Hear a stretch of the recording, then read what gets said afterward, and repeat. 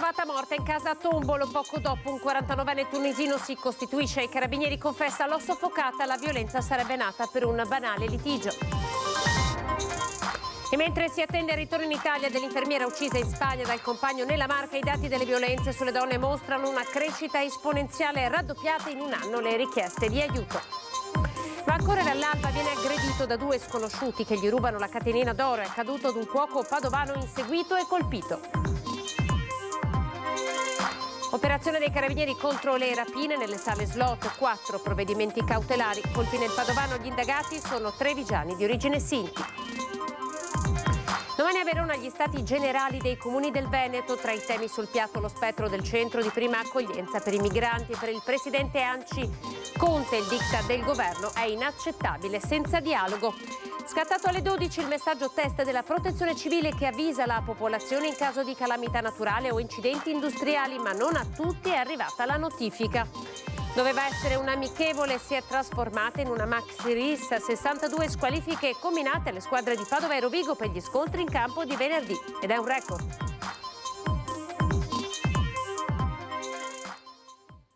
TG Veneto, buonasera, ben ritrovati a Tombolo, la cronaca con la nostra Valentina Visentin, dove la notizia è che una donna romena è stata trovata morta in casa e un 49enne tunisino si sarebbe costituito ai carabinieri. La nostra Valentina Visentin sul posto. Valentina, buonasera. Sì, buonasera da Tombolo. Il delitto si è consumato nell'appartamento che vedete alle mie spalle, presieduto dai carabinieri che stanno continuando i rilievi. All'interno c'è ancora il medico legale. La vittima è una donna di 56 anni di origine romena che abitava all'interno di quell'appartamento insieme ad un 49enne tunisino che pare si sia costituito ammettendo di averla soffocata. Nell'appartamento vivevano anche un operaio siciliano, una donna cinese, che però non si trovavano all'interno dell'appartamento al momento della tragedia. Queste le prime ricostruzioni. Sembra che il delitto sia avvenuto a seguito di una lite per futili motivi, pare per le pulizie del bagno, ma sono tutti elementi di cui poi avremo contezza e cercheremo di avere contezza. Ancora da chiarire la relazione tra le due persone, cioè tra la vittima, la 56enne romena. Il nome è Liliana Cogita, abitava qui e risultava residente all'interno dell'appartamento, e il tunisino che l'ha ammesso il delitto. Si è costituito ai carabinieri di Tombolo, alla caserma di Tombolo che si trova poco lontano. Il delitto in centro paese ha sconvolto l'intera comunità. Sul posto è arrivato anche il sindaco Cristian Adretta che ci ha rilasciato queste parole, queste prime informazioni. Sentite. C'è stata una segnalazione di liti e niente, è stata trovata la signora riversa a terra e adesso stanno verificando, ma sembra una prima analisi, sembra che sia stata soffocata. Qui parlano anche di un reo confesso che sia il compagno, però ufficialmente non arrivano queste informazioni. C'erano più persone che vivevano in quell'appartamento, sì, si può capire insomma da che legami erano uniti? Ma a parte la signora con questo compagno tunisino, gli altri erano altri ospiti, un cittadino italiano che è residente lì dal 2019, un operaio, e una signora cinese, però residenti risultavano solo il cittadino italiano e la signora, che erano regolarmente residenti, gli altri probabilmente erano ospiti. La signora la deceduta, che ha 56 anni, di origine rumena. È da tanto che viveva a Tombolo? No, la residenza l'ha portata 7 ottobre 2022 e non so se vivesse anche lì un po' prima, però da quel momento lì c'è la residenza in paese. Si sa che professione faceva? Non so, però penso badante sinceramente, però di preciso non saprei con puntualità. Avete mai avuto segnalazioni di problemi all'interno di questo appartamento? No, sinceramente no, tra l'altro è una cosa che colpisce molto il paese, perché il nostro paese è notoriamente molto pacifico. Si pensi che l'ultimo omicidio penso risalga a 60 anni fa e di conseguenza non è che siamo preparati a questo tipo di eventi. Questo ci fa riportare l'attenzione sul tema sociale del disagio che c'è all'interno delle famiglie e soprattutto la violenza sulle donne, perché ne sentiamo parlare molto in maniera puntuale in questi periodi, è uno dietro l'altro, e purtroppo si è abituati a vederlo da lontano, e invece ha toccato anche noi e la comunità è profondamente scossa da questo punto di vista. Queste le parole del sindaco di Tombolo, Cristian Andretta, mentre, come ci sta inquadrando il nostro Alberto Pivetta, all'interno dell'appartamento continuano i rilievi dei carabinieri e del medico legale. È appena andato via pochi minuti fa il pubblico ministero perché sta coordinando le indagini, tanti ancora gli elementi da raccogliere. Resta il fatto che si tratta dell'ennesimo femminicidio, una donna soffocata al culmine di una lite, e un paese sotto shock che questo pomeriggio ha assistito impotente alla tragedia. L'allarme è stato dato intorno all'1 più o meno del pomeriggio, quando pare si siano sentite delle urla, e poi l'uomo si è diretto, il tunisino che ha confessato, si è diretto alla caserma dei carabinieri, dove ha appunto raccontato quanto è accaduto. Da Tombolo è tutto, restituisco la linea allo studio. Violenza nei confronti di una donna, ci riporta la tragedia del Trevigiano, e da Treviso arrivano proprio i dati sulle violenze nei confronti delle donne, dati che sono in crescita esponenziale. Il Comune ha avviato una raccolta fondi per finanziare un progetto di informazione rivolto proprio alle donne. Stiamo monitorando il dato che è emerso dal 2022 al 2023, ne abbiamo anche già parlato con la Regione del Veneto e ci stiamo confrontando noi all'interno della provincia. Solo nei primi 8 mesi del 2022 avevamo accolto in pronta accoglienza, quindi con una risposta immediata, 35 donne, quest'anno ne abbiamo già 70. Sono tante. Donne vittime di violenza, i dati di Treviso sono l'emblema di un fenomeno che allarma sempre più e che ha portato il Comune ad avviare una campagna di informazione e sensibilizzazione. Il progetto si chiama Stop Violence, una raccolta fondi che vede al centro un'opera dello street artist trevigiano Manuel Giacometti. Il ricavato verrà utilizzato per sostenere il centro antiviolenza ed informare le donne vittime di violenza. Una campagna che abbiamo voluto multilingue, in modo da poter arrivare davvero a tutte le donne, da diffondere attraverso tutta la rete, non solo del Comune di Treviso, perché la metteremo a disposizione dell'intera provincia. Il lavoro che si sta facendo contro la violenza di genere è tanto e su più fronti, ed i dati in crescita possono anche essere letti come una maggiore emersione del fenomeno. Noi non crediamo che ci sia un aggravamento, quanto un fatto invece positivo, da un lato, che le donne hanno più canali e effettivamente dicono basta, e quindi segnalano, e i dati cominciano ad emergere. Tante e diverse le storie delle donne che si sono rivolte ai centri antiviolenza, molte accomunate da un'evoluzione comune. La violenza, non inizia subito da una violenza conclamata fisica, ma molto spesso viene anticipata da tutta una serie di atteggiamenti e di comportamenti dell'uomo che vanno a limitare la capacità di movimento della donna e a isolarla. Quindi la violenza psicologica sicuramente è sempre presente in tutte queste situazioni. La violenza fisica arriva dopo, e il fattore di svolta che poi porta le donne a chiedere aiuto è sicuramente il tema della paura, per la propria incolumità e per l'incolumità soprattutto dei loro bambini. La cronaca ci porta a Padova. Un cuoco padovano andato a correre all'alba è stato inseguito e colpito. Sentiamo. È stato aggredito mentre faceva jogging all'alba nella zona tra Saonara e Noventa. Un episodio di violenza. La vittima è un cuoco di 35 anni che, a causa dei suoi orari di lavoro, va a correre al mattino presto, anche col buio, e proprio nel suo percorso quotidiano ha incontrato, attorno alle 4:30 del mattino, 2 persone che l'hanno insospettito, cercando di fermarlo, ma lui ha tirato dritto. Poco dopo i 2 sono riapparsi lungo il percorso in sella alle biciclette, l'hanno avvicinato colpendolo e aggredendolo. Ne è seguita una colluttazione con strattonamenti e spinte, poi i 2 sono fuggiti. Il cuoco, spaventato, si è ritrovato anche senza collanina d'oro, che forse è stata strappata dai 2. Subito dopo ha presentato denuncia ai carabinieri, raccontando l'accaduto. Per fortuna, la sua amara riflessione: al mio posto non c'era una donna, in quel caso l'aggressione sarebbe potuta finire anche peggio. Operazione dei carabinieri contro le rapine nelle sale slot. Sono 4 i provvedimenti cautelari, colpi nel padovano, indagati anche trevigiani. Le indagini sono partite nel luglio del 2022 dopo una serie di rapine nelle sale slot e si sono concluse ora con misure cautelari per 4 persone. I colpi a segno tra Padova, Alta Padovana e Treviso. Gli arrestati, tutti italiani di origine sinti, residenti nella Marca, tra Paese, Istrana e Vedelago. Le indagini prendono il via dopo 2 rapine a sale slot di Curtarolo e San Martino di Lupari, Alta Padovana. Pochi giorni dopo viene ritrovata dai carabinieri un'auto rubata e data alle fiamme a San Zenone degli Ezzelini. Gli accertamenti e le attività del nucleo operativo di Cittadella e delle stazioni territorialmente competenti hanno portato a individuare un sodalizio criminale dedito alle rapine. Infatti ne riusciamo a contestare altre 2 avvenute poi successivamente.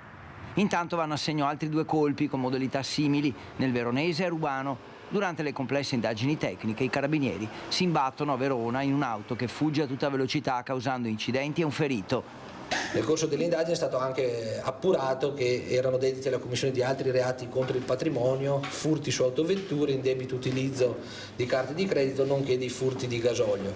L'attività tecnica ha permesso insomma di collezionare una serie di elementi fortemente indizianti e precisi, per cui insomma, tramite la Procura della Repubblica di Padova con il dottor Roberti siamo riusciti ad avere l'emissione di queste misure cautelari.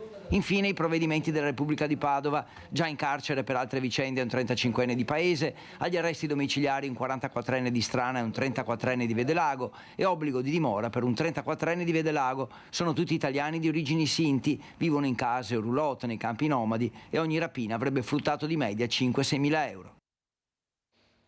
Tenta di rubare la cassa del caffè Pedrocchi ma viene arrestato. È successo su Listone in pieno centro, nello storico locale. All'uomo già processato è stato imposto il divieto di dimora a Padova. Intervento della polizia nello storico caffè Pedrocchi di Padova.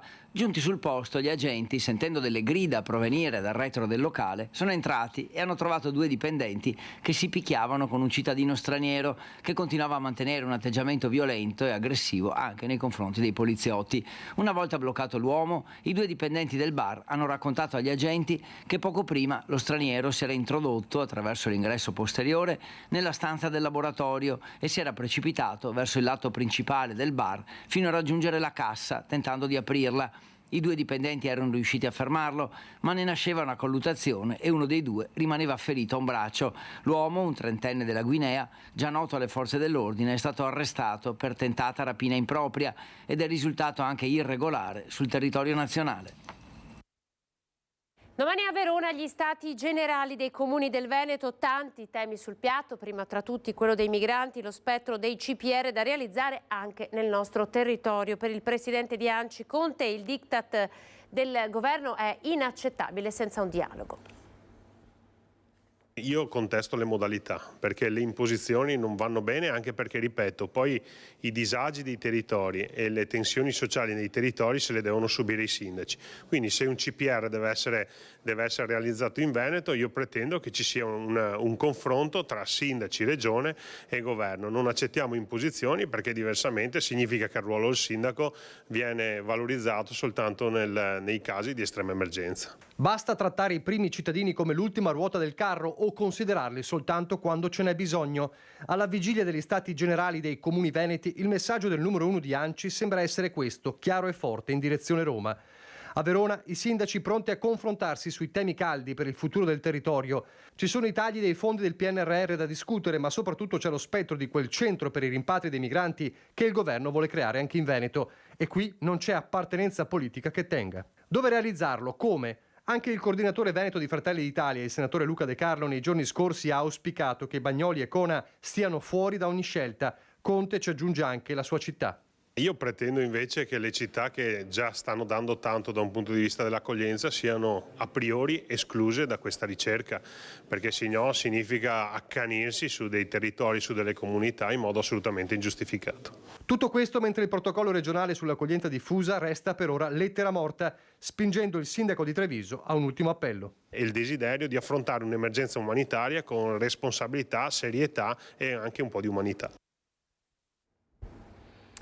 Parliamo delle Olimpiadi Milano Cortina, asta deserta per la realizzazione a Cortina della pista da bob, così l'opera simbolo delle Olimpiadi in Veneto si allontana sempre di più. Il Partito Democratico intanto annuncia un'interrogazione al governo.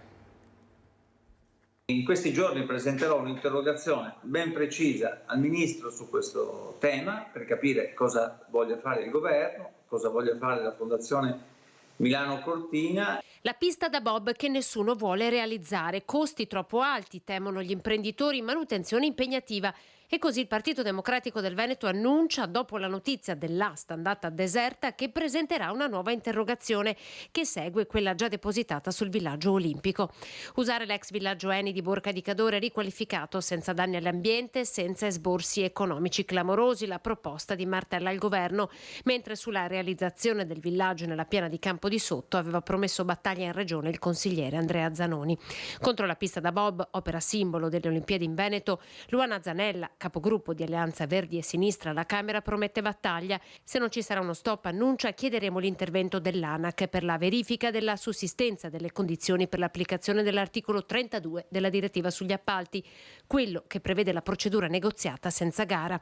La pista da bob è diventata l'esempio dell'ingordigia politica, continua Zanella, di voler spendere milioni di soldi pubblici per opere usa e getta e non per servizi ai cittadini. Abbiamo sempre detto che doveva essere all'insegna anche della sostenibilità ambientale, cioè si dovevano fare delle opere, ma queste opere dovevano servire per migliorare l'ambiente, si doveva intervenire sulle strade e sulle infrastrutture, ma queste dovevano essere fatte e devono essere fatte in un contesto che consenti il miglioramento della vita dei cittadini anche negli anni successivi. E proprio il Territorio domenica, con le associazioni ambientaliste in testa, protesterà contro l'opera. L'appuntamento è alle 10:30 in Piazza di Bona. Malore fatale a Sharm el Sheikh per una istruttrice di sub di 46 anni. Ieri ci sono stati i funerali nella sua caule. Malore fatale per Valeria Pasqua, 46 anni, istruttrice sub, originaria di Genova, aveva vissuto per lungo tempo a Caorle prima di trasferirsi con la famiglia in Egitto, a Sharm el Sheikh, dove durante un'immersione nel Mar Rosso è stata colpita da un aneurisma cerebrale che non le ha lasciato scampo. Il fatto lo scorso 5 settembre, con la notizia trapelata soltanto con il trasferimento della salma in Italia, ovvero dopo i funerali tenutisi a Caorle mercoledì 20 settembre. Non c'è stato infatti alcun tipo di annuncio mortuario su richiesta e disposizione della famiglia. A prendere parte alle esequie soltanto i parenti più stretti con il marito, con cui era sposata da 8 anni, e gli amici più intimi che erano a conoscenza della tragedia. Ci fermiamo, pochi secondi di pubblicità, tra poco.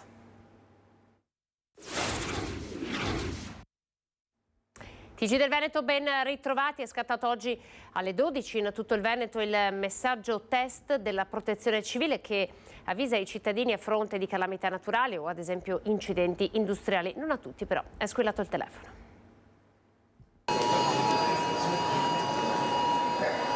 C'è chi ha guardato con stupore il telefono, chi invece senza battere ciglio si è limitato a leggere il messaggio. Come preannunciato da giorni alle 12 in punto, tutti i telefoni cellulari del Veneto si sono messi a squillare con un particolare suono penetrante per avere ricevuto il messaggio test di T-Alert. Questo è un messaggio di test del sistema di allarme pubblico italiano. Una volta operativo ti avviserà in caso di grave emergenza. Grazie a questo messaggio promosso dal Dipartimento della Protezione Civile, tutta la popolazione presente nel territorio sarà avvisata nei casi di gravi emergenze o catastrofi imminenti in corso. Beh, io mi sono spaventata sinceramente. Comunque interessante, dai, speriamo che serva a qualcosa se non altro. Per me è stata una sorpresa, sì, mi sono spaventata anche. Poi ho capito perché ho sentito parlare in questi giorni che appunto stavano facendo questi test, quindi però non sapevo che oggi toccava a noi. Gli obiettivi di questa attività sono far conoscere il nuovo sistema alle persone che potrebbero essere coinvolte in situazioni di emergenza quando da oggi in poi IT Alert sarà operativo. Sì, lo sapevamo.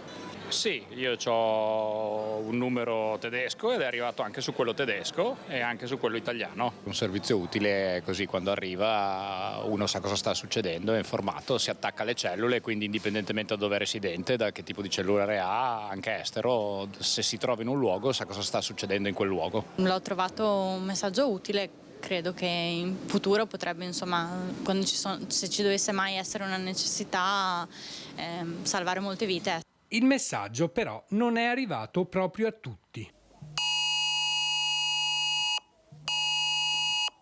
È arrivato il messaggio di allerta? No. Il messaggio di allerta non è arrivato? No. Nulla di preoccupante, chi non ha ricevuto il messaggio ma vorrà implementare il servizio dovrà solo comunicarlo tramite questionario nel sito di IT Alert.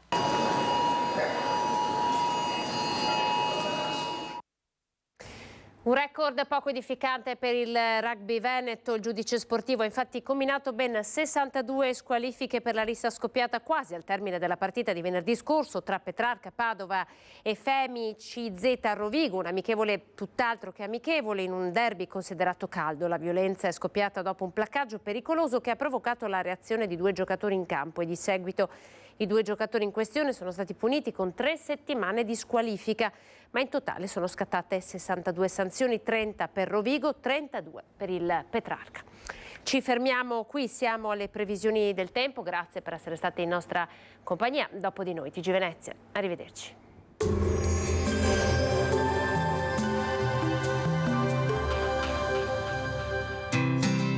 L'Unic Star, le uniche pagliette antibatteriche in commercio prodotte anche per i marchi più importanti, sia nazionali che internazionali. Benvenuti al Meteo, previsioni per venerdì 22 settembre. Sul Veneto tempo perturbato con cielo molto nuvoloso soprattutto in montagna e sulla pianura centro-settentrionale. Possibili schiarite durante la giornata lungo la costa. In aumento la probabilità di precipitazioni. Temperature prevalentemente in calo. Minime tra i 16 e i 20 gradi, massime comprese tra i 22 e i 26 gradi. Sul Friuli Venezia Giulia cielo in prevalenza nuvoloso con rovesci sparsi durante tutto l'arco della giornata. Attese abbondanti piogge con probabilità di locali temporali anche di forte intensità. Temperature minime comprese tra i 18 e i 21 gradi, massime tra i 21 e i 27 gradi. Sul Trentino Alto Adige la giornata sarà caratterizzata da cielo coperto con precipitazioni diffuse. Temperature minime tra i 16 e i 18 gradi, massime intorno ai 20-21 gradi. Dal meteo è tutto, arrivederci.